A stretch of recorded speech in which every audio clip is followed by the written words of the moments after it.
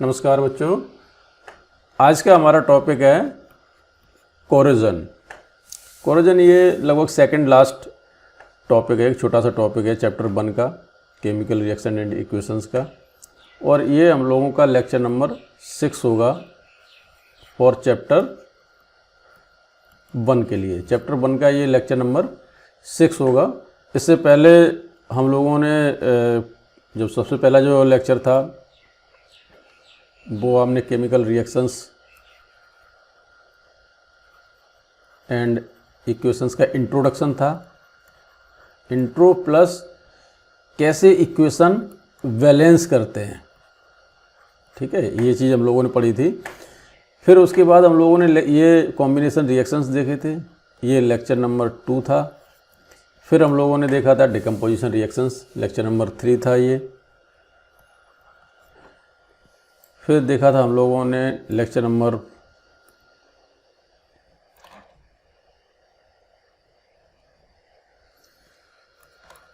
4 को, और ये लेक्चर नंबर 4 में डिस्प्लेसमेंट रिएक्शंस और डबल डिस्प्लेसमेंट रिएक्शंस पढ़ी थी। बहुत सारी चीज़ें बिल्कुल डिटेल में और बहुत ही सिंपल और इजी वे में समझाई गई हैं। उसके बाद लास्ट इसमें लेक्चर 5 जो हमने रिकॉर्ड किया था इससे पहले, वो था लेक्चर नंबर 5। इसमें ऑक्सीडेशन एंड रिडक्शंस के बारे में पढ़ा था, रिडॉक्स रिएक्शंस क्या होती हैं, वो सारी चीज़ें हम लोगों ने बहुत ही डिटेल में डिस्कस की हैं। यदि आपने ये वाले वीडियो नहीं देखे तो आप जा कर के प्लेलिस्ट में ये सारे वीडियोस ज़रूर देख लें, जिससे इस सब्जेक्ट के बारे में, इस जो पहला चैप्टर है इसके बारे में आपकी एक अंडरस्टैंडिंग बन सके। और अब चलिए बात करते हैं आज के टॉपिक की। तो आज का टॉपिक जो हम लोगों का है वो ऑक्सीडेशन एंड रिडक्शन से ही जुड़ा हुआ है।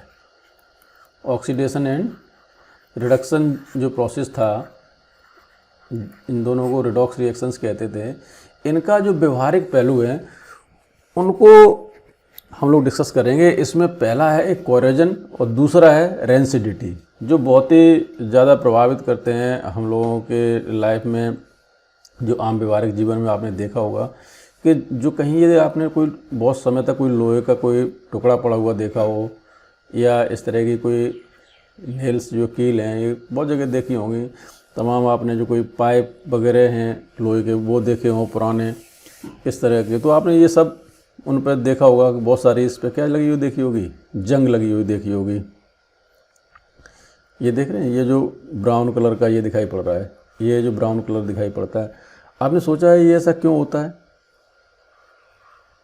और क्या इसके उपाय हैं जिससे कि ऐसा ना हो सके। क्योंकि हम लोगों के पूरी दुनिया में एक बहुत बड़ा मैनेजमेंट इस कोरोजन को रोकने के लिए यूज होता है। उसको भी हम लोग डिस्कस करेंगे आगे।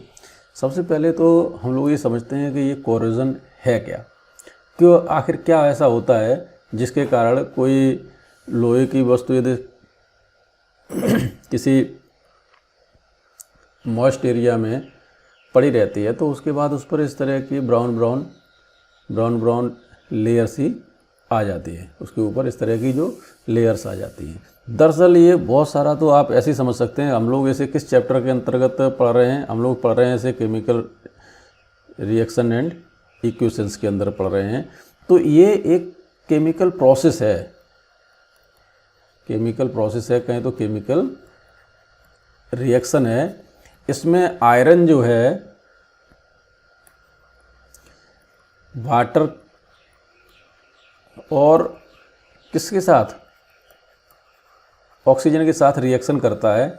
आयरन, वाटर और ऑक्सीजन, इन तीनों का होना आवश्यक है। जब ये तीनों चीज़ें होती हैं तो इसके अंदर एक रिएक्शन होती है जिसमें से ऑक्सीजन के कुछ पार्ट जो है वो कहाँ मिल जाते हैं, आयरन से जुड़ते हैं, और उसमें वाटर के कुछ मॉलिक्यूल भी ऐड होते हैं, और ये सब मिल कर के क्या परफॉर्म करते हैं, कोरोजन। तो ये सब रिएक्शन करते हैं, ये क्या करते हैं, रिएक्शंस करते हैं। और ये रिएक्शंस जो है, इस रिएक्शंस को नाम देते हैं कोरोजन। और ये कोरोजन क्या होता है, एक तरह की एक दूसरा सब्सटेंस बनाते हैं जिसे रस्ट कहते हैं। क्या कहते हैं, रस्ट, ठीक है। हिंदी में इसे जंग लगना कहते हैं। हिंदी में क्या कहते हैं इसे, जंग लगना, ठीक है ना।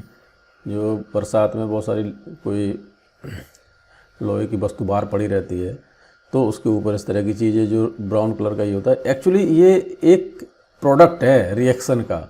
ये रस्ट क्या है? एक प्रोडक्ट है रिएक्शन का। किसकी रिएक्शन का? आयरन की प्लस वाटर का प्लस ऑक्सीजन का, ठीक है। इन ये से हुई रिएक्शन, और यहाँ पे क्या बना? ये रिएक्शन क्या कहलाती है? कोरोजन कहलाती है। और ये जो कोरोजन से जो प्रोडक्ट बनता है, और ये प्रोडक्ट एक क्या होता है? रस्ट होता है, जो इस आयरन को किस में बदल देता है? रस्ट में बदल देता है, ठीक है। ये रस्ट एक हल्की हल्की छिछली टाइप की लेयर्स उसके ऊपर बनती रहती हैं, जो इसका धीरे धीरे से रिमूव होती रहती हैं। और दूसरे शब्दों में कहें तो ये धीरे धीरे क्या होने लगता है?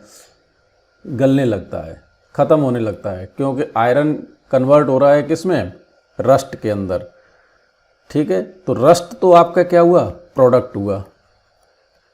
रस्ट क्या हुआ? आपका प्रोडक्ट हुआ। अगले इसमें देखते हैं आपके रिएक्टेंट क्या हैं। रिएक्टेंट है आपका क्या?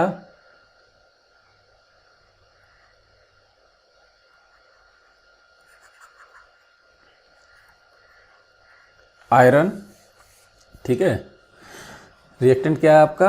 आयरन। और दूसरा रिएक्टेंट इसमें क्या लिया? ऑक्सीजन। तीसरा रिएक्टेंट और चाहिए जो जुड़ता है इसका का, तब उससे रिएक्शन हो पाती है, वो है आपका वाटर। तो ये तो हुए आपके क्या? रिएक्टेंट। आप बिल्कुल इत्मीनान से रुके रहिएगा, ठीक है। बिल्कुल पेशेंस मत लूज करिएगा। लास्ट तक आपको इसकी सारी चीज़ें एक एक करके क्लियर हो जाएंगी। हमारे जो पढ़ाने का जो तरीका है, जो पैटर्न है, उसमें यही है कि आप बिल्कुल कूल माइंड ब्रीद करते हुए बैठे रहिए, एक डीप ब्रीद कीजिए और आराम से पहले सुनिए, और लास्ट तक आपको सारे कंक्लूड जो है ना क्लियर हो जाएंगे। जो भी चीज़ हम कहना चाह रहे हैं वो क्लियर हो जाएगी। तो हमने कहा कि पहले तो हम ये रिएक्शन है, उस रिएक्शन में रिएक्टेंट क्या क्या है? आयरन है, ठीक है। और क्या चाहिए आयरन से रिएक्ट करने के लिए? ऑक्सीजन चाहिए। और क्या चाहिए? वाटर चाहिए। प्रोसेस का नाम क्या है? प्रोसेस क्या है?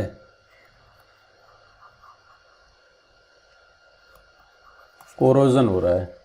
क्या हो रहा है इसमें? कोरोजन हो रहा है। और ये तो प्रोसेस हुई। मैकेनिज्म क्या है इसमें? ये कौन सा क्या हो रहा है?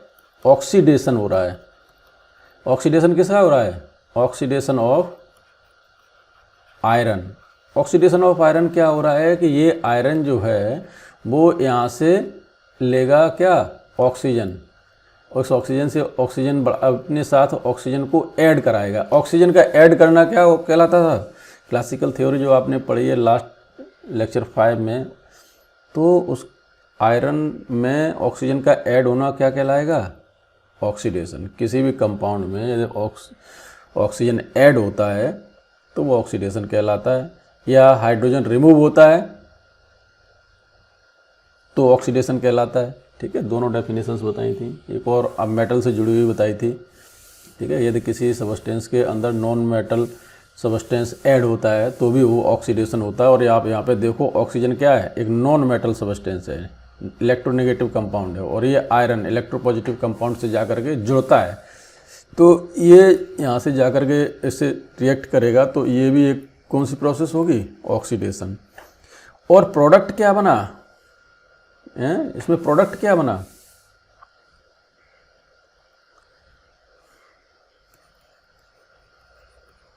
प्रोडक्ट है ये आपकी रस्ट। जो प्रोडक्ट क्या है? रस्ट है। तो रिएक्शन हुई आयरन से प्लस वाटर से, और बना क्या आपका? रस्ट। तो यहाँ पर अब चलिए, और ये प्रोसेस होता है, और ये प्रोसेस क्या है? एक ऑक्सीडेशन है। ऑक्सीडेशन है, और इससे पूरा लोहा जो है धीरे धीरे गल के क्या हो जाता है? ख़त्म हो रहा है। आपने देखा इसकी लेयर ये धीरे धीरे क्या हो रही है? इरोड हो रही है, और इरोजन कहलाता है। इसीलिए ये कोरोजन एक स्पेशल नाम देते हैं जब किसी मेटल का कोरोजन होता है, तो उसे इरोजन होता है तो उसे क्या कहते हैं, कोरोजन कहते हैं। ठीक है, अब देखिए,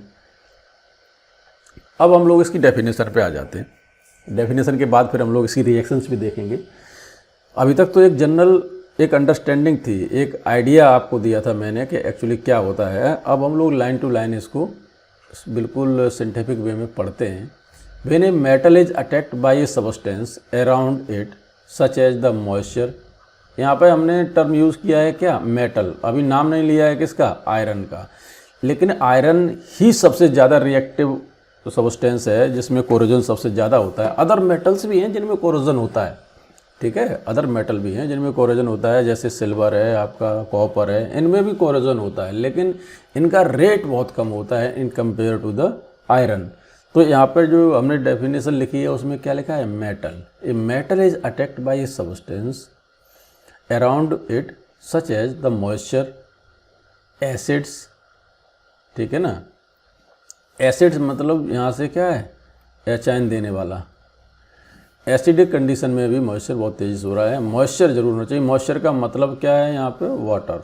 मॉइस्चर का मतलब क्या है यहाँ पे, वाटर।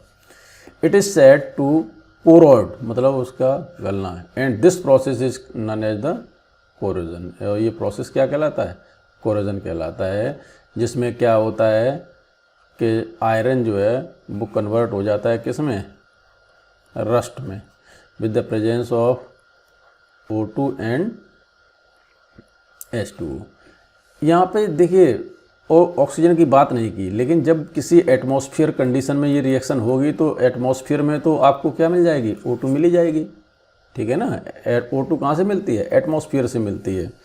और मॉइस्चर या तो वहाँ पे कोई पानी उस पर पड़ा हो, नहीं पड़ा हो, तो यदि बहुत ज़्यादा ह्यूमिड कंडीशन होती है तो उसमें भी हमेशा हवा के अंदर कुछ मॉइस्चर रहता है, यानी कुछ वाटर मॉलिक्यूल हमेशा उपस्थित रहते हैं। और वो यदि ज़्यादा उनका अमाउंट रहता है और ऑक्सीजन तो रहती इन्वायरमेंट में है, तो वो रिएक्शन करके क्या बना लेते हैं, रस्ट बनाते हैं। और ये प्रोसेस जो है कोरोजन कहलाता है। अब और देखिए यहाँ पे, ये एक मिनट रिमूव कर दें जिससे अगली स्लाइड जो हमने बनाई वो साफ दिखे। हाँ, तो अब सेकंड पॉइंट इसमें पढ़िएगा, the rusting of iron metal is the most common form of the corrosion. मैंने कहा था कि ये सिर्फ इसी आयरन में नहीं होता है, ठीक है, ये सिर्फ जो है आयरन में नहीं होता है, ये किस में होता है, आपका Ag में भी होता है, कॉपर में भी होता है, ठीक है, अदर मेटल्स में भी होता है, लेकिन इनमें रेट बहुत कम होते हैं। सबसे ज़्यादा जो होता है कोरोजन वो कहाँ होता है, आपका आयरन में। तो मैंने ऊपर आयरन का नाम नहीं लिया था, मेटल लिया था, लेकिन हमने यहाँ पे पॉइंट किया है कि सबसे ज़्यादा जो रस्टिंग होती है वो किस में होती है, आयरन में होती है। अब corrosion is called mainly by the oxidation of metal, जैसा कि हमने आपको इससे पहले डिस्कस कर दिया। ये सारे पॉइंट समझाने के लिए कि जब पॉइंट आए तो आप बिल्कुल आराम से उसको समझ पाएँ कि ये क्या है। ये क्या प्रोसेस है, ऑक्सीडेशन है of metal by the oxygen of air. जैसे ऊपर वाले में कहा था कि यहाँ पे ऑक्सीजन का जिक्र नहीं किया, तो ये होगी कहाँ, सराउंडिंग से ही होगी। तो ऑक्सीजन कहाँ से मिलेगी, एयर से, ठीक है। अब आते हैं फाइनल चीज़ पे जिसकी हम डिस्कस कर रहे थे, ये है क्या, आयरन। आयरन में हर जगह अभी तक Fe नहीं लिखा था, इसलिए जानबूझ के नहीं लिखा था ताकि आप बिल्कुल समझ पाओगे आयरन। अब ये हम सिम्बॉलिक फॉर्म में लिखते हैं, ठीक है ना। अब ये सिम्बॉलिक फॉर्म में Fe लिखा, Fe रिएक्शन करता है किससे, ऑक्सीजन से, साथ में क्या जुड़ते हैं, वाटर मॉलिक्यूल। अब यहाँ X वाटर मॉलिक्यूल लिखे हैं। X का मतलब है कि ये डिपेंड करता है, कई बार यहाँ 5, 3, ये जो X अमाउंट है कि 4 मॉलिक्यूल जुड़े वाटर के, या 2 मॉलिक्यूल जुड़े, या 3 मॉलिक्यूल जुड़े, ये वेरी करता है, ये अंतर रहता है। तो इसमें एक जनरल लिख दिया गया है X, ये अमाउंट फिक्स नहीं है, ये अमाउंट X बराबर कोई नंबर है, लाइक 1, 2, 3, 4, तो 1 तो जनरली लिखा ही नहीं जाता है, तो 2, 3, 4 जितने भी हों, ठीक है। और जब ये रिएक्शंस होती हैं, और ये रिएक्शन जो प्रोसेस है वो कौन सा प्रोसेस है, ऑक्सीडेशन हो रहा है, ठीक है, ये क्या हो रहा है, ऑक्सीडेशन हो रहा है, और ये बनता है हाइड्रेटेड आयरन ऑक्साइड। ये क्या बनता है, हाइड्रेटेड आयरन ऑक्साइड बनता है। ये जो हाइड्रेटेड आयरन ऑक्साइड है यही क्या कहलाता है, रस्ट। यही क्या कहलाता है, रस्ट। जो लोहे की जो पपड़ी बन बन के गिरती है, जड़ती है, वाइट जो ब्राउन कलर की, ठीक है, वो जो ब्राउन कलर की पपड़ी जड़ती है वो क्या होती है, रस्ट। और ये रस्ट आपका क्या हुआ, प्रोडक्ट इस रिएक्शन का। इस रिएक्शन का ये क्या है, प्रोडक्ट है। और इस रिएक्शन के ये सब क्या थे, रिएक्टेंट। आपको पता होगा कि हम लोग राइट साइड में प्रोडक्ट लिखते हैं और लेफ्ट साइड में क्या लिखते हैं, रिएक्टेंट लिखते हैं, उसको एरो से डिनोट करते हैं, ठीक है। तो अब देखिए रस्ट के बारे में आगे फिर पढ़ेंगे, हमने बार बार इसलिए आपको किया कि आप बहुत बेहतर तरीके से इसको अंडरस्टैंड कर पाएँ, बिल्कुल ज़्यादा जोर लगाए बिना आप बिल्कुल रिलैक्स होकर बैठे रहिए और बस ध्यान यहीं रखिएगा, तो आपको सब समझ में आएगा। इसमें कोई टेंशन लेने वाली बात है नहीं। Rust is a soft and porous substance which gradually falls off, मतलब धीरे धीरे ये क्या गिरता है, वहाँ से झड़ता है, from the surface of the iron object. जो कोई हो, चाहे आपका आयरन ऑब्जेक्ट में कोई भी लोहे का पाइप हो, सरिया हो, कील हो, कुछ भी हो, तो सब में ये प्रोसेस होना है, ठीक है ना। और ये क्या कहलाता है, रस्टिंग। ये प्रोसेस क्या कहलाता है, रस्टिंग।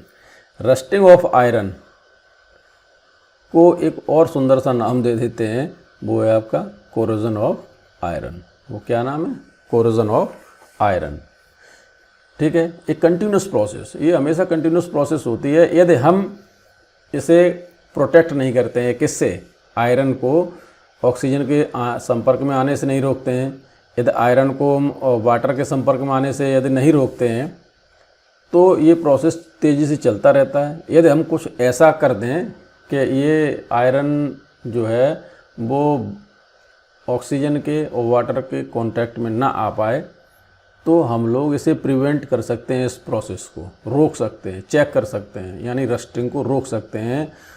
दूसरे शब्दों में कहें तो आयरन को गलने से बचा सकते हैं, ख़राब होने से बचा सकते हैं, ठीक है।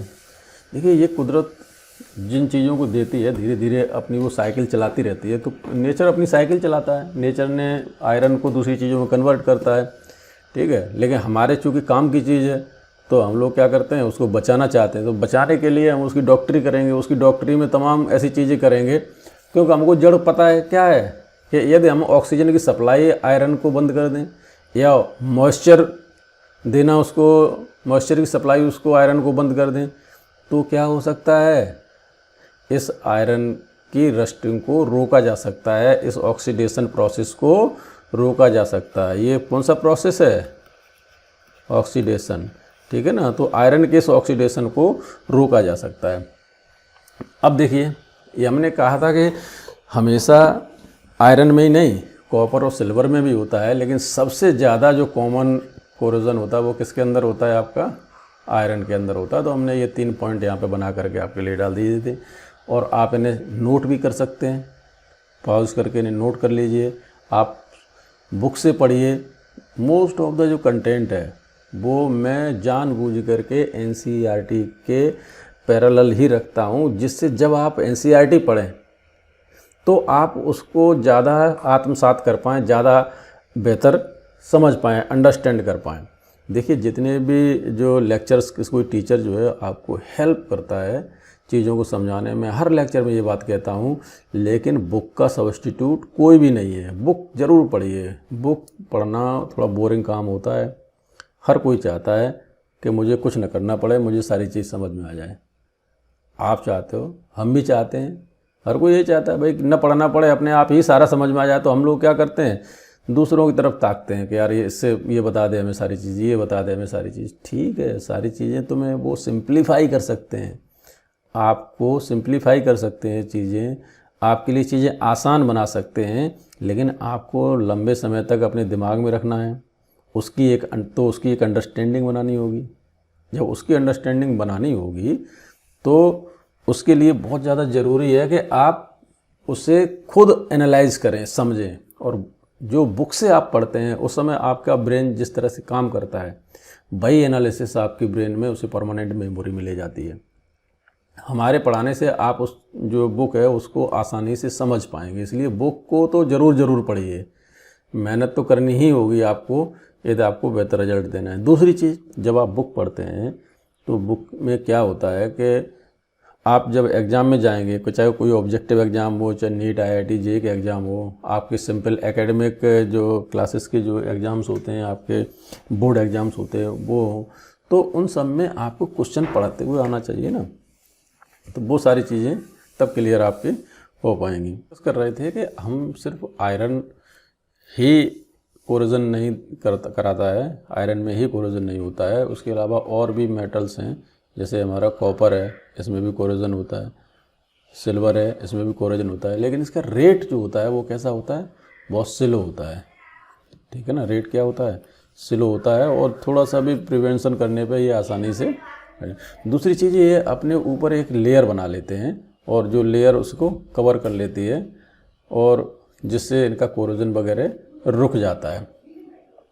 आपने देखा होगा, आयरन को तो हम डिस्कस कर ही चुके, फिर करेंगे। जैसे कई बार जो और तार होते हैं सिल्वर के, जो शुरुआत में कोई सिल्वर का तार जो है आप तोड़ो, सिल्वर तो चांदी है, और जो जस्ता होता है, दूसरे मेटल होते हैं, उनको भी तोड़ो, तो कुछ समय बाद उनकी जो चमक है वो फीकी पड़ जाती है। चमक कैसी हो जाती है, फीकी हो जाती है। चमक फीकी होने का मतलब है कि वो अपने ऊपर कुछ जो एटमॉस्फेयर की ऑक्सीजन है उससे क्या कर लेता है, रिएक्शन करता है, उससे रिएक्शन करके ये ऑक्साइड बना लेते हैं, ठीक है, मेटल के ऑक्साइड बना लेते हैं वो। और जैसे कोई वायर है उसके ऊपर उसकी ये क्या हो जाती है, एक लेयर बन जाती है, और वो लेयर फिर उनको रिएक्ट नहीं करने देती है, उस ऑक्सीजन को अंदर नहीं आने देती है, और ऊपर एक लेयर बनी रहती है, जिससे अंदर वो है सीधा प्रोटेक्ट रहता है, फर्दर उसमें रस्टिंग नहीं हो पाती। लेकिन आयरन में ऐसा नहीं हो पाता, आयरन में वो पपड़ी बन के हटती रहती है, और फिर अगली जो एलिमेंट्स हैं आयरन के, अगले जो एलिमेंट्स हैं वो ऑक्सीजन के संपर्क में आते रहते हैं, और मॉइस्चर के जैसे संपर्क में आते हैं तो वो रस्टिंग की प्रोसेस वहाँ पर तेज़ हो जाती है। और रस्टिंग वगैरह यदि कोई एसिडिक मीडियम है तो और ज़्यादा तेज़ी से होती है। एसिडिक मीडियम जो है रस्टिंग को और फेवर करता है, इस रिएक्शन को और तेज़ी से बढ़ाता है। तो चलिए हम लोग एक बार फिर से इनकी रीडिंग लगाएं। रीडिंग लगाना बहुत ज़रूरी है, जिससे वो आपके दिमाग में जितनी देर चीज़ें ज़्यादा चलेंगी उतनी ज़्यादा स्थायी रहेंगी। रिवाइज इनको ज़रूर करते रहिएगा, भाई एक परमानेंट मेमोरी में ले जाने का एक मात्र तरीका है। तो पढ़िए पहले इसको। Iron when expose to the moist air for a long time acquires a coating of brown acquires करता है, उसके ऊपर आ जाती हैं एक ब्राउन फ्लैकी सबस्टेंस, ठीक है ना, हल्की सी जो पपड़ी से आ जाती है, और वही क्या कहलाती है, आपकी रस्ट कहलाती है। कॉपर रिएक्ट विद, अब कॉपर में आते हैं, copper react with moist carbon dioxide. तो यहाँ पर ऑक्सीजन थी, यहाँ क्या चाहिए उसको, CO2 प्लस वाटर। यहाँ क्या था, O2 प्लस वाटर। ये कॉपर किससे रिएक्ट करता है, कार्बन डाइऑक्साइड की प्रेजेंस में in air and slowly lose its shiny brown. जो आपने देखा होगा कि यदि कोई बर्तन आपने तांबे के देखे हो तो कुछ समय बाद जो है तांबे के बर्तन जो है जितनी चमक शुरुआत में लेकर के आते हैं उतनी नहीं होती है, और धीरे धीरे वो क्या होती है, हल्की हल्की सी कैसी हो जाती है, मध्यम पड़ जाती है, और हल्का सा ग्रीनिश सबस्टेंस टाइप का हो जाता है। जैसे ये रस्ट थी, जो रस्ट का कलर कैसा होता था, हल्का सा, जिस तरह की ये स्लाइड का ऊपर का कलर है जिस पे ये लिखा हुआ है, यही लगभग कलर रहता था, ठीक है ना, हल्का सा ब्राउन कलर रहता था, ठीक है। और जबकि ये जो कॉपर है वो कैसा होता है, हल्का सा ग्रीनिश शेड में आ जाते हैं। तो बर्तन जो देखे होंगे पुराने, और स्पेशली ऐसी जगह पे जहाँ पे उनमें थोड़ा सा खुरदराप हो, तो वहाँ पे ज़्यादा सरफेस एरिया कांटेक्ट में आता है, तो वहाँ पर आपने देखा होगा ये हल्का हल्का ग्रीन ग्रीन सा दिखने लगता है। अब आते हैं सिल्वर की बात करते हैं। तो सिल्वर आर्टिकल कम ब्लैक, सिल्वर जो है ऑक्सीडेशन से कैसी हो जाती है, काली पड़ जाती है। कहते हैं ये चांदी ख़राब निकल गई यार, ये चांदी जो है ना काली पड़ गई। चांदी के जो महिलाएं जो गहने पहनती हैं तो वो कुछ समय बाद कैसे हो जाते हैं, हल्के से डिमनिश पड़ जाते हैं, और उन पर जो कलर आता है वो कैसा होता है, ब्लैकिश सा होता है। और ये होता है किसके द्वारा, सिल्वर सल्फाइड के द्वारा। ये किससे रिएक्ट करती है, सल्फर से रिएक्ट करती है।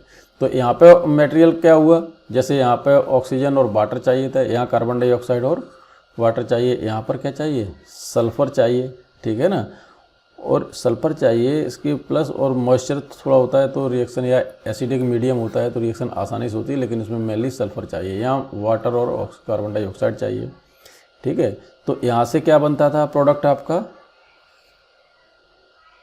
कॉपर कार्बोनेट, ठीक है। यहाँ जो रस्ट बनता था, जो रस्ट था वो ये क्या था आपका, हाइड्रेटेड आयरन था। ये क्या था आपका, हाइड्रेटेड आयरन था, ठीक है ना। ये आयरन का ऑक्साइड बना था, ऑक्सीजन से रिएक्शन बनता था। यहाँ कार्बन डाइऑक्साइड से रिएक्शन हो रही है किसमें, कॉपर में, तो क्या बन रहा है, कार्बोनेट बन रहा है। और सल्फर सिल्वर में हो रही है तो सिल्वर सल्फाइड हो रहा है। तो ये तीनों डिफरेंस आपको पता रहने चाहिए। आपको पता रखने के लिए आपने नोट कर लीजिए सही से। आयरन में ऑक्सीजन से रिएक्ट करता है और आयरन ऑक्साइड बनाता है। कॉपर कार्बोनेट बनाता है। सिल्वर सल्फाइड बनाता है। देखिए ध्यान रखने के लिए आप S फॉर S कर लीजिए। S सिल्वर किससे रिएक्ट करता है, सल्फर से, S ऐसे कर सकते हैं, ठीक है। C से याद कर सकते हैं, C देखिए मेनोमिक्स बन गए। C से याद कर सकते हैं। कॉपर किससे रिएक्ट करेगा, कार्बन डाइऑक्साइड से। सिल्वर किससे करेगा, आयरन तो ऑक्सीजन से करेगा ही, तो आयरन का कुछ अलग करने की ज़रूरत ही नहीं है, आयरन का तो सबसे पॉपुलर है ही। तो वो आयरन फिर किससे करेगा, ऑक्सीजन से। और सारे के सारे जो प्रोसेस हैं जो कैसे हैं, ऑक्सीडेशन प्रोसेस हैं। चलिए अब आते हैं एक और हम लोगों के जो बुक का एग्जाम्पल है उसको देखते हैं।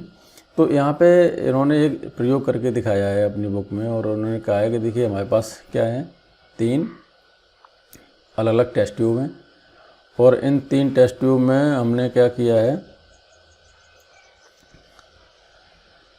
एक तो टेस्ट ट्यूब कौन सी है, ए है, एक टेस्ट ट्यूब हमारे पास बी है, और 3 टेस्ट ट्यूब सी है। और हमने इसमें कुछ कील लिए हैं, कुछ नेल्स लिए हैं और सब में डाले हैं। तो एक में कंडीशन क्या है, पहले में कंडीशन क्या है कि ये बिल्कुल सीधे एयर के एक्सपोजर में है। एक तो इसमें एयर है, ठीक है, और इसमें क्या है, वाटर है, जो कंडीशन फुलफ़िल करनी है। और साथ में ये आपका क्या है, आयरन है।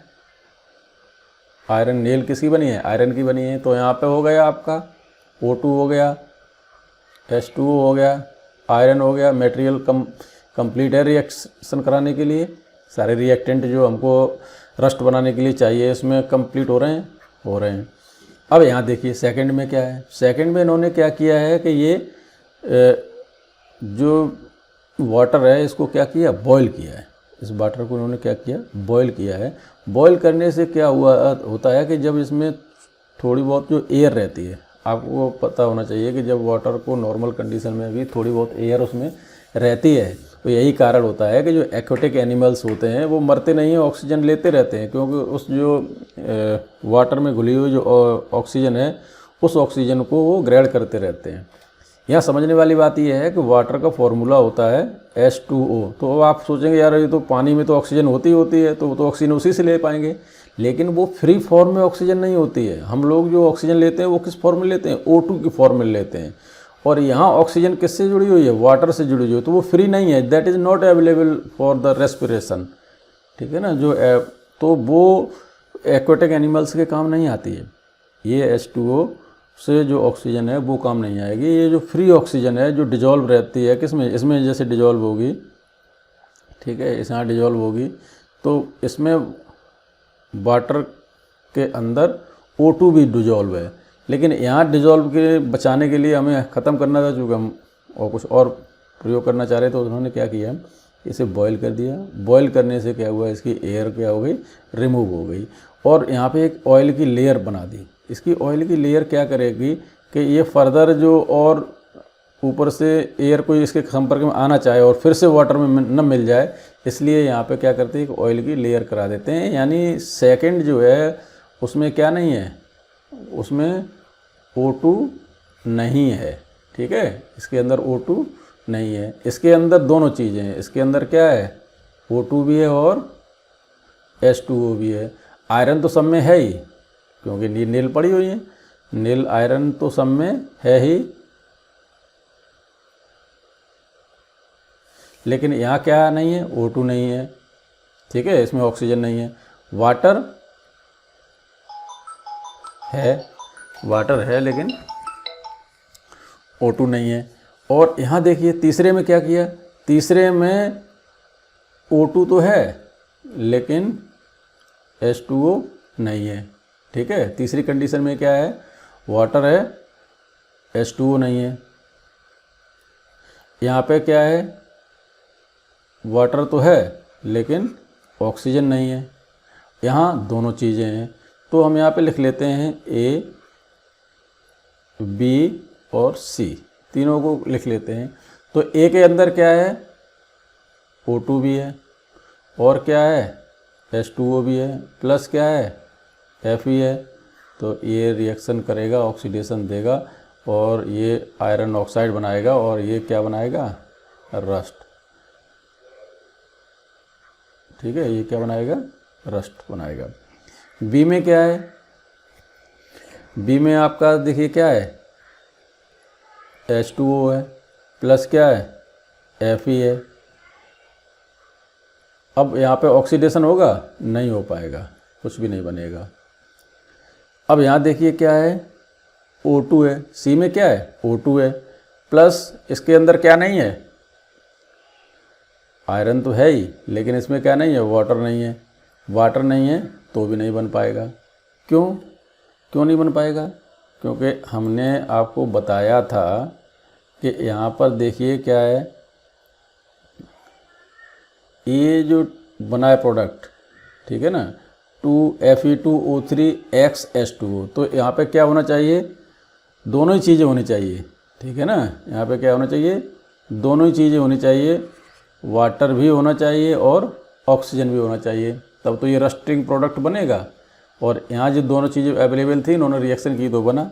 लेकिन अब जब दोनों अवेलेबल नहीं है तो यहाँ पे क्या हुआ, यहाँ पे ए में तो रस्टिंग होगी, बी में रस्टिंग नहीं होगी, सी में रस्टिंग नहीं होगी। तो हम यहाँ पर रिजल्ट लिखें, तो रिजल्ट लिखेंगे क्या, ए रस्टिंग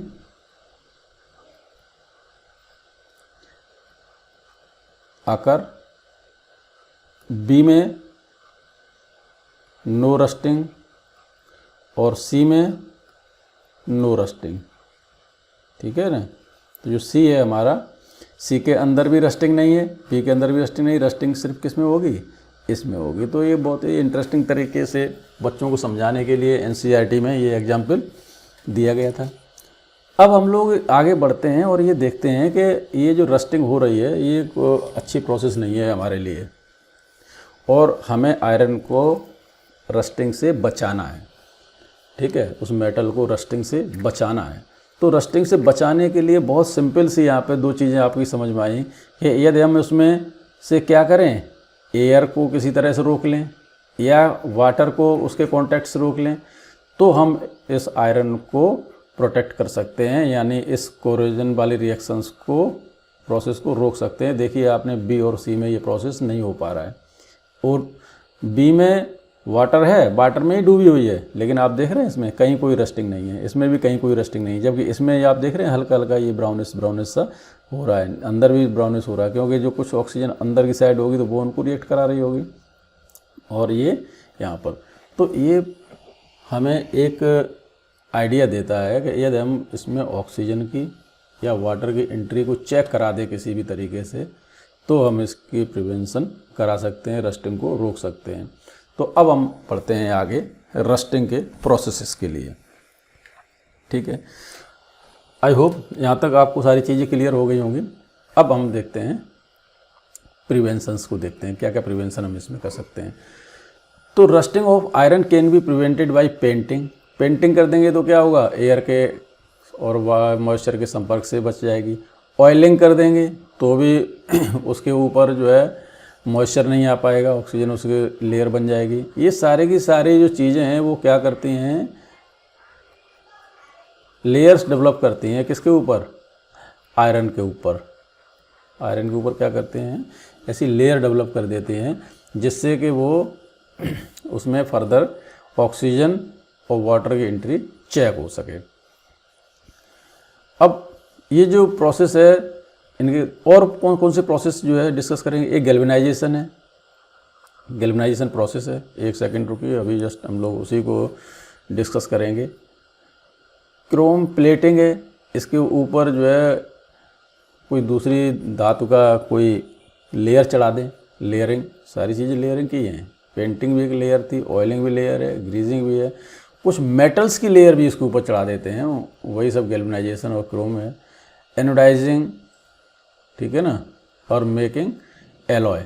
एलॉय क्या होते हैं, कुछ ऐसे मेटल जो मेटल प्योर फॉर्म में रहता है तो ज़्यादा रिएक्टिव रहता है, लेकिन यदि हम कुछ इसमें प्रोसेसिंग कर देते हैं और प्रोसेस करके उसमें कोई अदर मटेरियल देन द जो प्योर फॉर्म थी, ठीक है ना, प्योर फॉर्म के अलावा कोई दूसरा सबस्टेंस, चाहे वो इनऑर्गेनिक हो या मेटल हो या फिर नॉन मेटल सबस्टेंस हो, तो वो मिलाते हैं तो वो क्या बनता है, एलॉय कहलाता है। अब हम इन सारे ऊपर वाली चीज़ों को एक एक करके आगे देते हैं। सबसे पहले हम लोग डिस्कस करते हैं गैल्वेनाइजेशन क्या होता है। Galvanisation is a method of protecting the steel, ठीक है। अभी ये भी बताएंगे स्टील क्या होती है। जब स्टील एक तरह का क्या है, एलॉय है। स्टील क्या है, एक एलॉय है जिसमें आयरन के अंदर थोड़ा सा हम लोग क्या करते हैं, कुछ एक स्पेसिफिक कंसेंट 0.5 या उससे भी नीचे जब कार्बन को मिला देते हैं तो जो एलॉय बनता है, जो मिक्सचर बनता है, वो स्टील कहलाता है, और वो जिसमें रस्टिंग प्रोसेस नहीं हो पाती है, एक बहुत अच्छी चीज़ है। And iron from rust, it is a method of protecting steel और iron from the rusting by coating them with a thin layer of zinc. किसके द्वारा, गैल्वेनाइजेशन तमाम प्रोसेसेस होते हैं लेयर चढ़ाने के, लेकिन जब जिंक की लेयर चढ़ाते हैं, ठीक है ना, जब जिंक की लेयर चढ़ाते हैं तो ये स्पेशल नाम देते हैं इसको, क्या, गैल्वेनाइजेशन। याद रखिए किससे जुड़ा हुआ है ये, Zn से। तो जिंक के प्रोसेस करके इसके ऊपर एक कोटिंग कर देते हैं। तो सिंपल सा है, गैल्वेनाइजेशन क्या है, coating of improving the properties of the metal.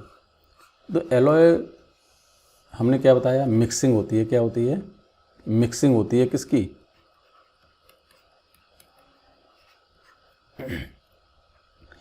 कोई भी metal plus other substance, pure metal plus other substance, कोई भी, वो मेटल भी हो सकता है और नॉन मेटल भी हो सकता है। आपने सुना होगा एलॉय व्हील आते हैं गाड़ियों के। एक सिंपल लोहे वाले जो व्हील होते हैं वो क्या होते हैं कि कहीं कोई जर्क पड़े तो वो टेढ़े हो सकते हैं, लेकिन जो एलॉय व्हील कहते हैं, एलॉय व्हील क्या होते हैं, इतने हार्ड बने हुए होते हैं कि वो टूटते नहीं हैं। यानी वो मिश्र प्योर के नहीं होते हैं, वो प्योर आयरन के नहीं है। उनके अंदर एक निश्चित रेशियो में कोई दूसरा मेटल या फिर दूसरा नॉन मेटल उसके अंदर मिलाया गया है। जैसे कि आयरन जो होता है उसके अंदर हम स्टील बनाते हैं आयरन से, तमाम दूसरे सब्सटेंस बनाते हैं, लेकिन स्टील बहुत पॉपुलर है जिसमें नॉन रस्टिंग प्रोडक्ट होता है, वो रस्ट नहीं रखती है, हार्ड होता है, उसकी स्ट्रेंथ भी बहुत ज़्यादा बढ़ जाती है, और वो जस्ट बहुत ही few amount of the carbon मिलाने से आ जाता है।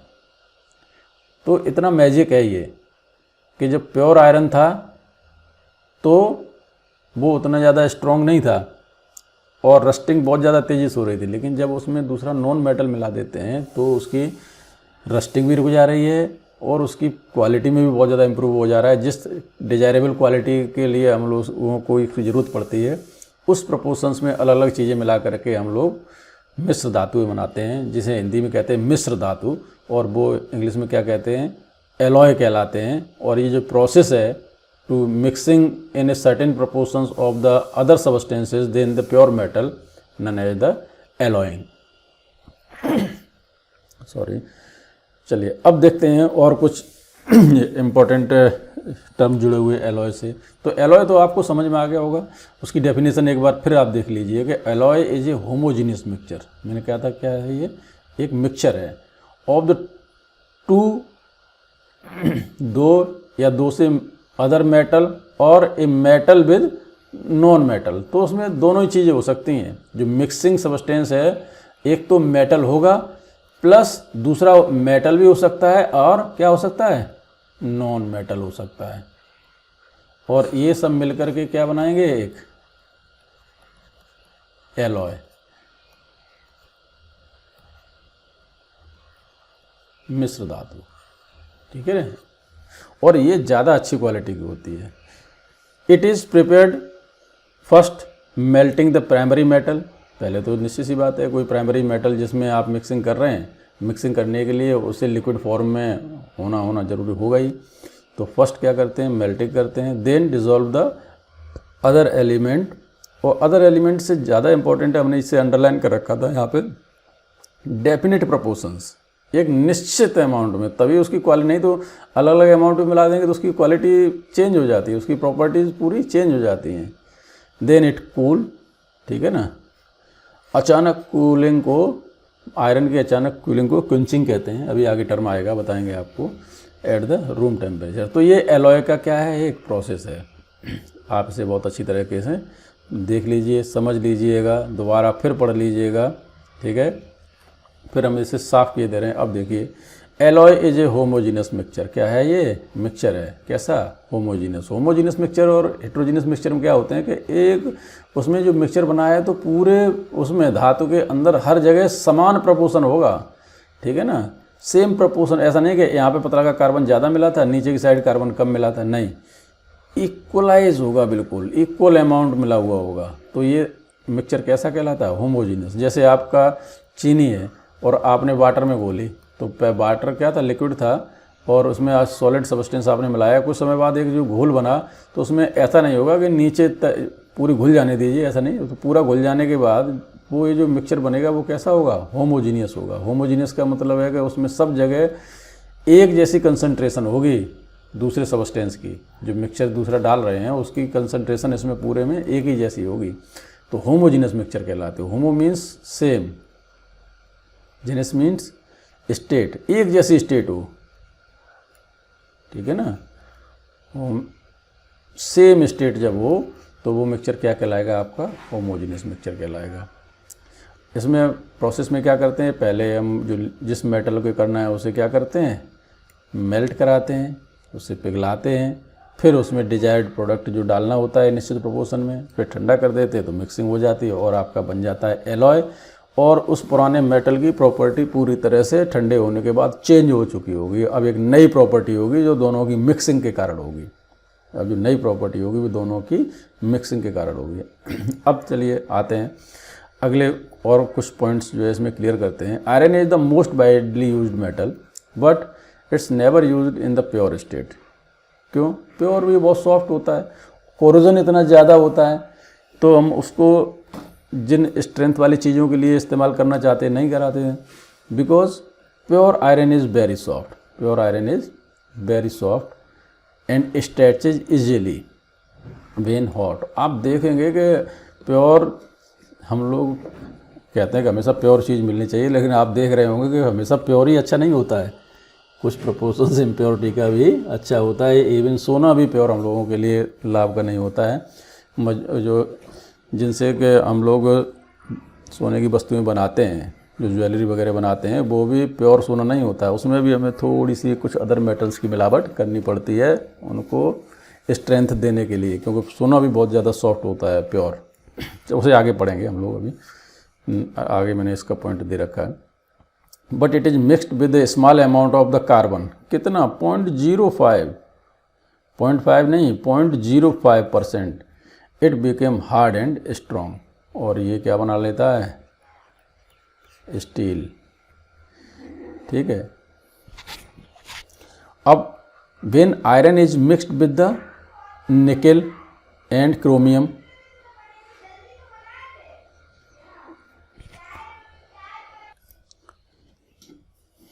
लास्ट वाला पॉइंट देखते हैं फिर एक बार। When iron is mixed with the nickel and chromium we get the S होगा यहाँ पे, stainless steel which is hard and does not rust. तो इसमें 0.5% हार्ड एंड स्ट्रॉन्ग बनाते हैं, लेकिन जब उसमें निकेल और क्रोमियम मिला देते हैं तो बिल्कुल चमकीली, जिसके हम लोगों के बर्तन बनते हैं, वो वाली स्टील तैयार होती है आयरन की, वो निकेल एंड क्रोमियम के साथ। उसमें निकेल और क्रोमियम का परसेंटेज होता है और कुछ परसेंटेज इस वाले कार्बन का भी होता है। और ये स्टेनलेस स्टील बनती है, जिसके तमाम सारे जो मशीनरीज जो होते हैं उनके कलपुर्जे काम में, जो उनके जो पार्ट्स बनाए जाते हैं जिनमें आयरन रस्टिंग ना हो, वो बनाए जाते हैं। तमाम जो चादरें सीट्स होती हैं, जो घरों में यूज़ करने वाले जो बर्तन होते हैं, उन सबको स्टेनलेस स्टील से बनाते हैं। आपको पता ही है, हम लोगों के बिना स्टील के तो घर में कोई काम चलना है ही नहीं। आगे देखते हैं, कुछ इम्पोर्टेंट टर्म्स हैं जो बहुत ज़्यादा समझना आपके लिए ज़रूरी है। मैंने आपको बताया था कि जो एलॉइंग की जाती है वो बेहतरी के लिए की जाती है, जिससे कि जो उस प्रॉपर्टी उस मेटल की और ज़्यादा डिज़ायरेबल हो जाए, जिन चीज़ों के लिए हमें चाहिए होता है। आपने जैसे देखा कि आयरन में थोड़ा सा कंसंट्रेशन यदि हम 0.05 कार्बन मिला देते हैं तो बहुत ज़्यादा हार्ड हो जाता है, जबकि कुछ ऐसे सब्सटेंसेस भी हैं जिनके अंदर एलॉइंग करने पे उनका मेल्टिंग पॉइंट पहले से और कम हो जाता है, और उसका भी यूज है। और कुछ पर्टिकुलर नाम भी दे देते हैं जब किसी पर्टिकुलर मेटल को दूसरे मेटल में मिलाते हैं। मैंने कहा था कि एलॉइंग क्या है? एलॉइंग किसी मेटल के अंदर कोई मेटेलिक सब्सटेंस, फिर सुनिएगा, किसी मेटल के अंदर या तो कोई दूसरा मेटल ही या फिर कोई नॉन मेटल यदि मिलाते हैं तो उस होमोजीनियस मिक्सिंग को क्या कहते हैं? एलॉइंग कहते हैं। जब किसी मेटल के अंदर मरकरी को मिला दिया जाता है, ठीक है ना, जब किसी मेटल के अंदर मरकरी को मिला दिया जाता है तो जो मिक्स कंपाउंड बनता है वो क्या कहलाता है? आपका अमलगम कहलाता है। क्या कहलाता है? अमलगम कहलाता है, ठीक है ना। ये क्या है? अमलगम कहलाता है। अमलगम का सीधा मतलब है कि mixture of mercury with other metal, ठीक है ना। किसी और में मरकरी यदि मिल जाती है तो वो मिक्सचर क्या कहलाता है? अमलगम कहलाता है। इसी तरह से एक और टर्म है, ये क्या दिया है आपका? Brass. Brass is an alloy of copper and zinc. तो ध्यान रखिए, जब कॉपर और जिंक की मिक्सिंग होती है तो ब्रास होते हैं, ठीक है ना। और ये जो है इतना हार्ड सब्सटेंस होता है और इसका मेल्टिंग पॉइंट इतना ज़्यादा हाई बढ़ जाता है कि जो तमाम फ्रैक्शन वाली जगह होती हैं जहाँ पे जो वेयरिंग्स वगैरह बनाए जाते हैं, या कोई लगातार कहीं फ्रैक्शन है, एक कोई यहाँ से रॉड है और इसे हमें किसी उसमें चलाना है, ये लगातार मूविंग बॉडी है, तो यहाँ से इसमें कोई दूसरा मेटल रहेगा तो मेल्ट होकर के वो बदल सकती है। तो इसलिए ये जो पार्ट है वो किसका बनाया जाता है? ब्रास का बनाया जाता है। और इनको मार्केट में भी ब्रास के नाम से आते हैं, ठीक है। तो ब्रास जो होता है, जो चक्की, आटा चक्की वगैरह, उनमें जो व्हील उसका घूमता है, उस व्हील की जो साइड में बेयरिंग उतना अच्छा काम नहीं कर पाते हैं, तो ब्रास के ऐसे शेप राउंडेड बना दी जाती है और उसी में ऑयल वगैरह डाल के रखते हैं। तो ये जो ब्रास है वो क्या है? किसका एलॉय है? कॉपर एंड जिंक का, इन सर्टेन प्रोपोर्शन। इसी तरह से ब्रॉन्ज, आपने सुना होगा gold medal, silver medal, bronze medal. तो जो ब्रॉन्ज होता है वो किसका मिक्सचर है? कॉपर एंड टिन का। कॉपर एंड टिन का। तो याद कर लीजिए, अलग लिख लीजिए। अमलगम में क्या होता है? अमलगम का मतलब है मिक्सचर किसका? किसका मिक्सचर? Hg का। ब्रास क्या होगा? Mixture of the copper and zinc. Bronze is the mixture of copper and tin. Copper, brass और ब्रॉन्ज दोनों में होता है, लेकिन ब्रास के अंदर जिंक मिला होता है, ब्रॉन्ज के अंदर Sn मिला होता है, ठीक है।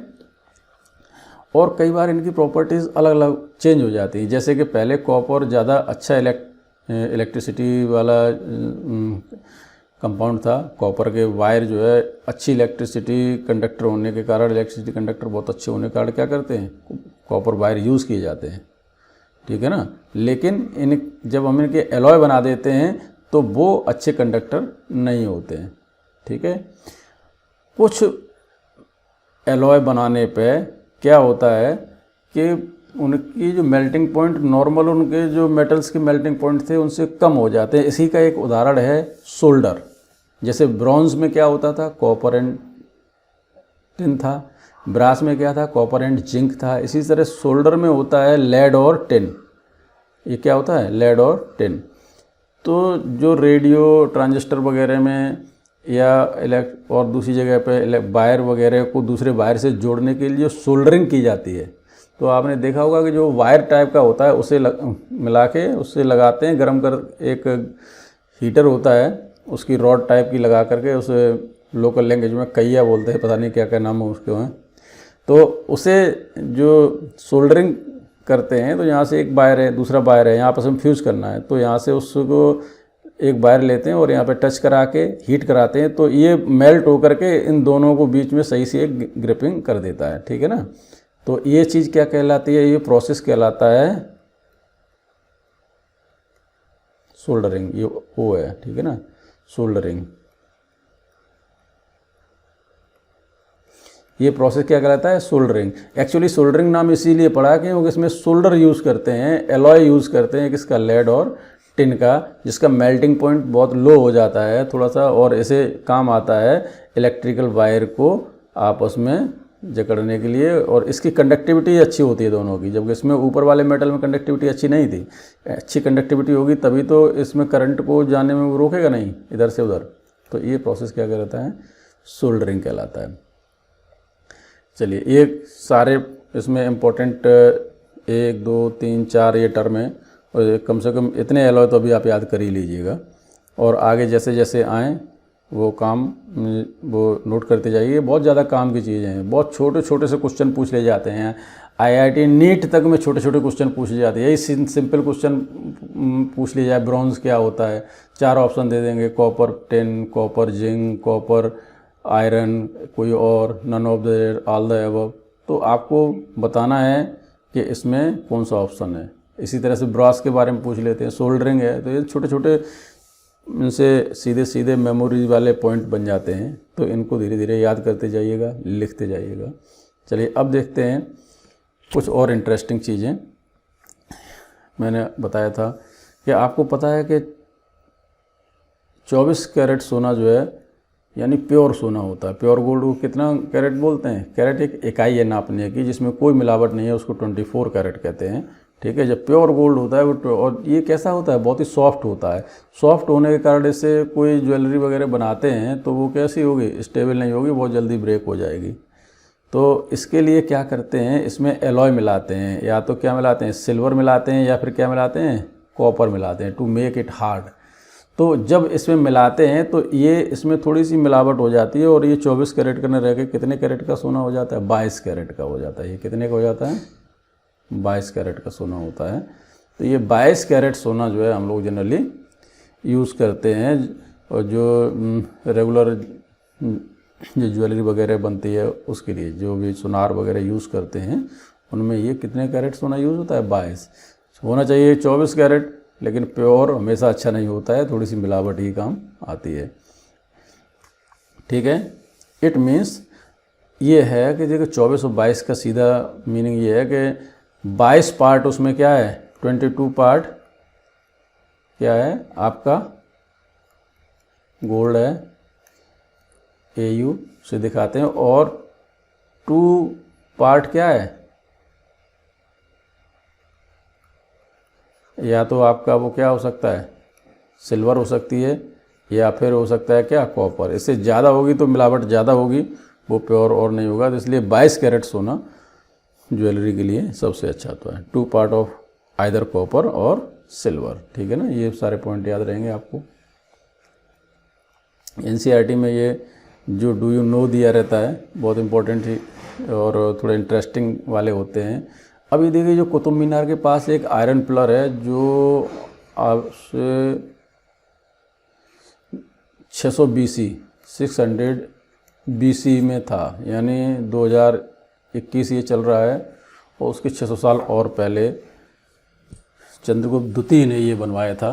तो उस समय के जो लोहार थे उन्होंने इस आयरन पिलर को बनाया। उस समय के जो इंजीनियर थे, आयरन का मेटल का काम करने वाले इंजीनियर लोहार कहलाते थे, तो उन्होंने जो बनाया वो एक ऐसी मैग्नेटिक ऑक्साइड Fe3O4 की उसके ऊपर चढ़ाई जो रेजिस्टेंट है with the O2 and moisture से, और आज दिन तक उस पिलर पे कोई रस्टिंग नहीं हुई है। और एक्चुअली ये पिलर बनाया गया था इस पर राजा ने अपने कुछ मैसेजेस लिखे हुए थे। उस पर तो तमाम जो समय की पाली और प्राकृतिक भाषाएं होती थी, पाली और प्राकृत भाषाओं में उस पर उस समय संदेश लिखे गए थे। तो ये करीब 6000 कुंतल का यानी 6 टन का या 60 टन का एग्जैक्ट फिगर मुझे याद नहीं है। एक हैवी पिलर है। आपके एनसीईआरटी में इसका पूरा एक पैरा दिया गया है, उसे पढ़िएगा, बहुत ही इंटरेस्टिंग है। तो ये जो मैग्नेटिक ऑक्साइड की जो लेयर इस पर बनाई गई है, ये जो है लेयर इसको रस्टिंग से बचाती है। तो बहुत ही स्पेशल क्वालिटी है। इसमें जब किसी आयरन की लगातार इस तरह से करके क्विंचिंग कराते हैं तो ये ऑक्साइड लेयर उसके ऊपर चढ़ जाती है, जिसे मैग्नेटिक ऑक्साइड कह रहे थे। क्विंचिंग होता है कि किसी गर्म लोहे की चीज़ को अचानक पानी में डाल दो, अचानक ठंडा कर दो, तो जो उस तरह की जो प्रोसेस होती है वो क्विंचिंग कहलाती है। और आपने देखा होगा लोहार वगैरह क्या करते हैं कि पूरा लोहा गलाने के बाद पीटते हैं, पीटने के बाद उसको सीधा ऐसे ठंडा करने के लिए नहीं रखते हैं, वहाँ पानी पड़ा रहता है, तुरंत उस पानी में डालते हैं। तो उसका एक तरीका है, ऐसा नहीं कि तुरंत ठंडा करने के लिए पानी में डाल रहे हैं, वो ठंडा करने का एक प्रोसेस है। ठंडा तो वो साइड में रख देंगे कहीं तो भी कुछ देर में ठंडा हो जाएगा, क्या फ़र्क पड़ता है पानी में डालने का। लेकिन तब उस तरह की उसमें हार्डनेस नहीं आएगी और उसके ऊपर जो है रस्टिंग से बचने का प्रोसेस नहीं होगा जितना कि क्विंचिंग से आता है। तो क्विंचिंग क्या है? Sudden cooling of the iron known as the quenching. अब इसके बाद हम लोग नेक्स्ट टॉपिक सेंसिटिविटी पढ़ेंगे। पहले मेरा प्लान था कि हम लेक्चर 6 में इन सबको कंप्लीट करेंगे, लेकिन टाइम बहुत हो गया तो इसको यहीं बाइंड करते हैं और एक और लेक्चर 7 हम लोगों को बनाएंगे। और हेलो, तो थैंक यू दोस्तों। इसे आप पढ़िएगा, एक बार रिवाइज करिएगा, प्रीवियस वीडियो देखिएगा, और यदि ये हमारे वीडियो आपको पसंद आ रहे हैं तो इनको लाइक और सब्सक्राइब ज़रूर कर लीजिएगा। Thank you.